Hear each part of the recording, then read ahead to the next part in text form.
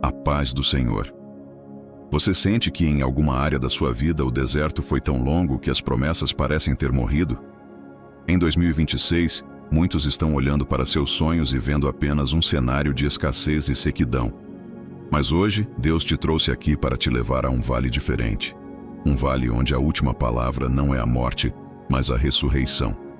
Vamos aprender com o profeta Ezequiel como transformar um cemitério de sonhos em um exército de vitórias. O texto de Ezequiel 37 começa com uma mão poderosa. A mão do Senhor estava sobre o profeta e o levou a um vale que estava cheio de ossos. O detalhe que a Bíblia enfatiza é que eles estavam sequíssimos. Isso representa aquele problema que já passou do tempo de solução humana. Representa aquela causa que o advogado disse que não tem jeito, aquele diagnóstico que a medicina desenganou, ou aquele casamento que todos dizem que já acabou. Quando a situação chega ao estado de sequíssima, é onde o cenário está pronto para a glória de Deus se manifestar. Deus faz uma pergunta desconcertante a Ezequiel. Filho do homem, poderão viver estes ossos?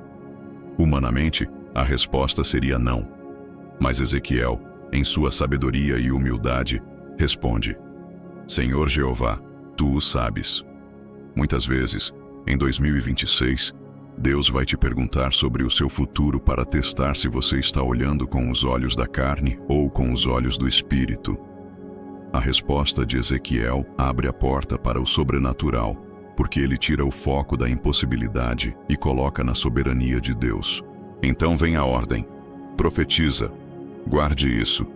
Deus não mandou Ezequiel chorar sobre os ossos. Ele mandou Ezequiel falar com os ossos. Existe um poder liberado quando a sua boca se alinha com a palavra de Deus.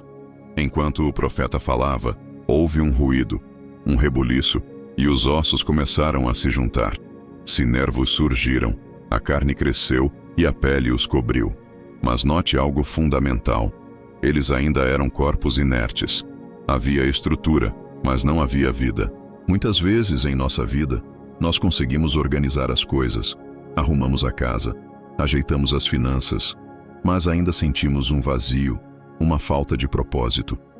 É aqui que entra o segundo estágio da restauração. Deus diz: profetiza ao Espírito. Não basta ter estrutura, é preciso ter o sopro de vida. Em 2026, você não precisa apenas de uma vida organizada. Você precisa do Ruach, o fôlego do Todo-Poderoso soprando sobre seus projetos, sua mente e sua saúde. Ezequiel obedeceu. Ele não questionou a lógica de falar com o vento, ele simplesmente liberou a palavra. E o texto nos diz que, quando o sopro de vida entrou naqueles corpos, eles se puseram em pé e se tornaram um exército sobremodo grande. Preste atenção nisso. Deus não restaura você apenas para que você sobreviva. Ele te restaura para que você lute. Ele não está apenas levantando indivíduos isolados em 2026. Ele está levantando um exército de adoradores que sabem o valor da vida que receberam. Talvez você esteja se sentindo como um desses corpos. Você tem o nome de cristão. Você frequenta a igreja.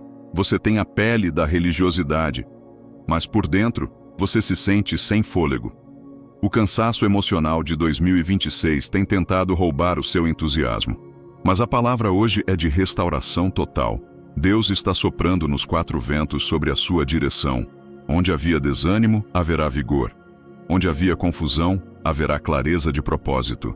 O exército que Deus está levantando agora é composto por pessoas que conhecem o cheiro da morte, mas que foram resgatadas pelo poder da ressurreição. E o Senhor vai além. Ele diz a Ezequiel: eis que eu abrirei as vossas sepulturas e vos farei subir das vossas sepulturas, ó povo meu. Existem sepulturas que não são de terra, mas de medo, de traumas e de vícios. Em 2026, o inimigo quer que você acredite que a sua situação é o seu destino final. Ele quer que você se acostume com a escuridão da cova. Mas o Senhor está declarando hoje que Ele mesmo vai quebrar as lajes que te prendem.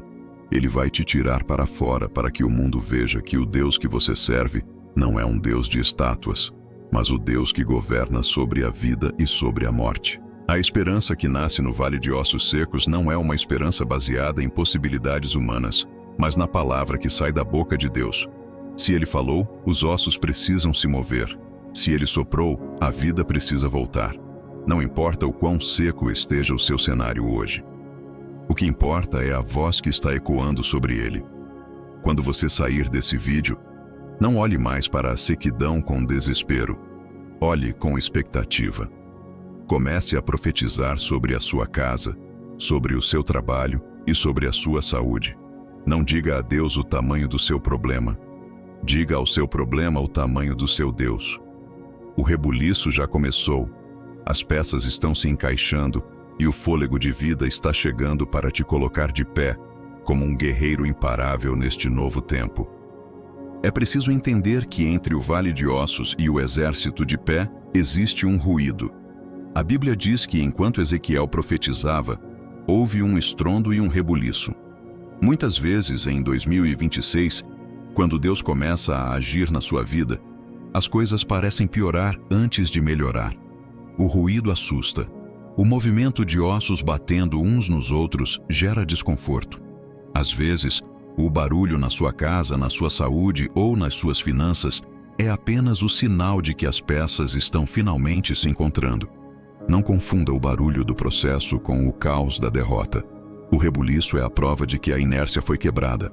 Deus não nos chamou para sermos apenas sobreviventes de vales. Ele nos chamou para sermos colonizadores de desertos.